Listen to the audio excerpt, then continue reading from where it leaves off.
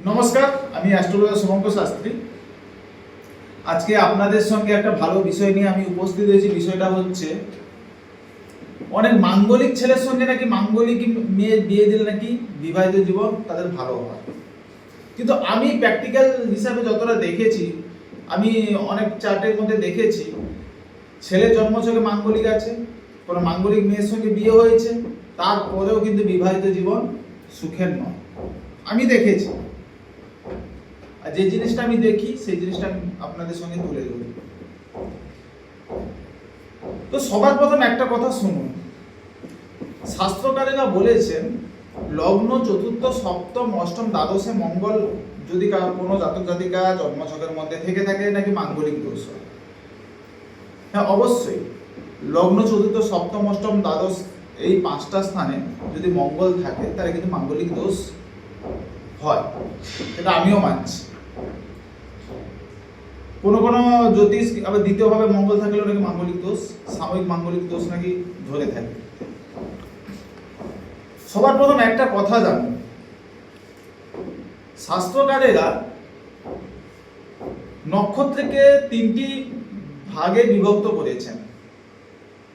এক হচ্ছে উগ্র নক্ষত্র, 2 নম্বর হচ্ছে তীক্ষ্ণ নক্ষত্র, 3 নম্বর হচ্ছে মৃদু নক্ষত্র। নক্ষত্র গ্রহরা হচ্ছে গাছ, নক্ষত্র হচ্ছে শিকড়, গ্রহরা হচ্ছে গাড়ি, নক্ষত্র হচ্ছে রাস্তা। তো নক্ষত্রের দ্বারা গ্রহরা কিন্তু অবশ্যই পরিচালিত। এইখানে যদি লগ্ন, চতুর্থ, সপ্তম, অষ্টম, দ্বাদশ স্থানে যদি মঙ্গল থাকে, মঙ্গলের দুটি নিজস্ব রাশি, এক হচ্ছে বৃশ্চিক রাশি, 2 নম্বর হচ্ছে মেষ রাশি।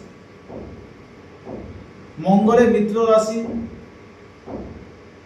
তে যদি মঙ্গল বসে থাকে কিংবা মঙ্গল যদি তার নিজস্ব রাশিতে বসে থাকে, তো মঙ্গল যদি বৃহস্পতির দ্বারা দৃষ্ট হয়, এইখানে মাঙ্গলিকের প্রভাব কিন্তু অনেকটা নেগেটিভিটি হয়। কিন্তু আরেকটু ভিতরে যান, এইখানে কিন্তু কথাটা শেষ নয়। আরেকটু যদি আপনারা ভিতরের দিকে যাবেন তাহলে আপনারা দেখতে পাবেন প্রত্যেকটা গ্রহ এক একটা নক্ষত্রে কিন্তু থেকে থাকে। প্রত্যেকটা গ্রহ, মঙ্গল যদি এই উগ্র নক্ষত্রে থেকে থাকে, উগ্র নক্ষত্রগুলো কোনটা? ভরণী নক্ষত্র হচ্ছে উগ্র নক্ষত্র।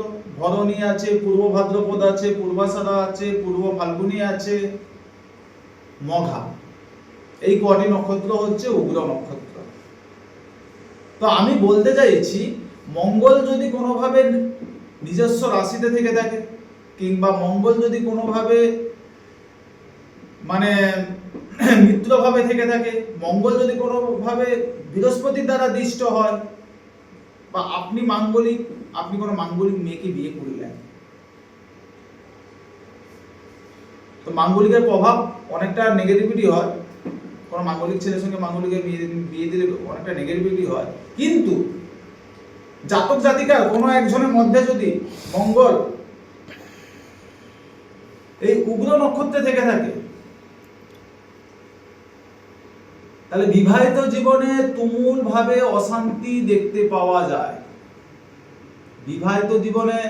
বিবাহিত জীবন খুবই খুবই খারাপ হয়ে থাকে। কোর্ট কেস অবধি কিন্তু এদের জায়গাটা চলে যায়।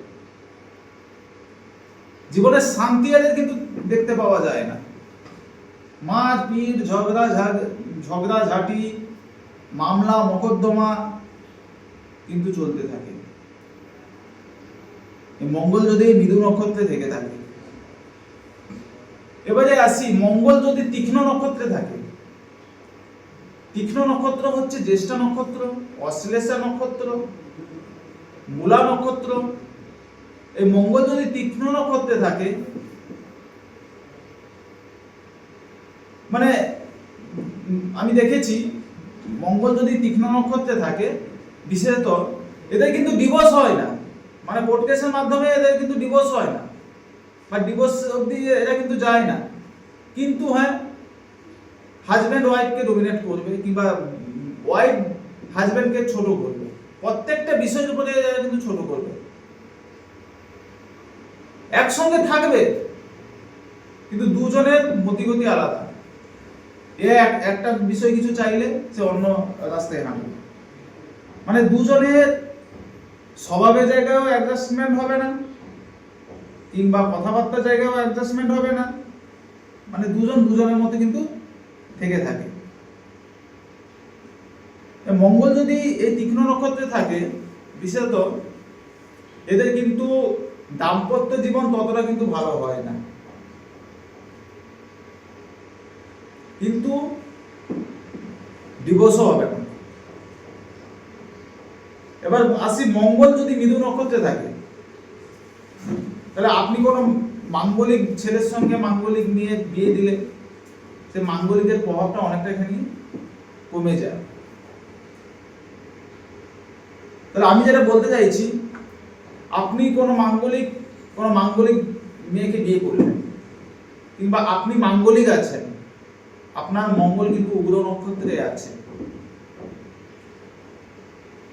এর জন্য কোনো ভালো অ্যাস্ট্রোলজারের গাইডেন্সে আপনারা নিন, মানে বিয়ের আগে থেকে নিলে খুবই ভালো হয়। এই জায়গাটা কিন্তু রেমেডি করাতে হবে। সাধারণত আমরা তিনটি জায়গা থেকে মাঙ্গলিক দেখে থাকি, এক রবি থেকে দেখি, এক লগ্ন থেকে দেখি, আর এক চন্দ্র থেকে দেখি। কিন্তু সেই হিসাবে দেখতে গেলে অনেক মানুষের জন্মছকের মধ্যে কিন্তু মাঙ্গলিক দোষটা কিন্তু দেখতে পাওয়া যায়, কিন্তু সাধারণত আমরা লগ্ন থেকে দেখি মাঙ্গলিকটা। তো লগ্ন থেকে যদি দেখেন, তাহলে এই যে তিনটি মানে নক্ষত্রের যে ভূমিকা, সেটা কিন্তু দেখতে হয়। অযথা কিন্তু আপনারা ভয় পাবেন না। কোনো মাঙ্গলিক ছেলের সঙ্গে কোনো মাঙ্গলিক মেয়ের বিয়ে অযথা কিন্তু দেওয়ার আগে দেখুন নক্ষত্রটা, মঙ্গল যে নক্ষত্রে বসে আছে সেই নক্ষত্রটা এই উগ্র নক্ষত্র কি তীক্ষ্ণ নক্ষত্র কি মৃদু নক্ষত্র, তারপরে আপনারা কোনো মাঙ্গলিক ছেলের সঙ্গে মাঙ্গলিক মেয়ের বিয়ে দেওয়ার কথা ভাববেন। কেমন লাগলো ভিডিওটা? আর আমি বাড়াবো না, অনেকটাখানি আমার তো বলতে অনেকটাখানি ইচ্ছা হচ্ছে। মেন কথা হচ্ছে ইউটিউবের মধ্যে তো এতটা মানে ভিডিওটা অনেক লং হয়ে যায়, সমস্যা আছে। আবার কোনো নতুন এপিসোড নিয়ে আপনাদের সঙ্গে আমি উপস্থিত হব। তো ভিডিও শেষ করার পূর্বে একটা কথা বলে দিই, যারা যারা এখন পর্যন্ত আমার ভিডিওটি সাবস্ক্রাইব কিংবা শেয়ার কিংবা লাইক করেননি, অবশ্যই করে দিন। আর আপনাদের কোনো জানাশোনা ব্যক্তির মধ্যে যদি কোনো মাঙ্গলিক দোষ আছে জন্মছকের মধ্যে, তো আমি বলবো তাদেরকে আপনারা পারলে একটু শেয়ার করে দিবেন, ঠিক আছে? শেয়ার করে দিবেন। এই বলে আমি আমার ভিডিও এখানে শেষ করছি। নমস্কার, ভালো থাকুন, সুস্থ থাকুন।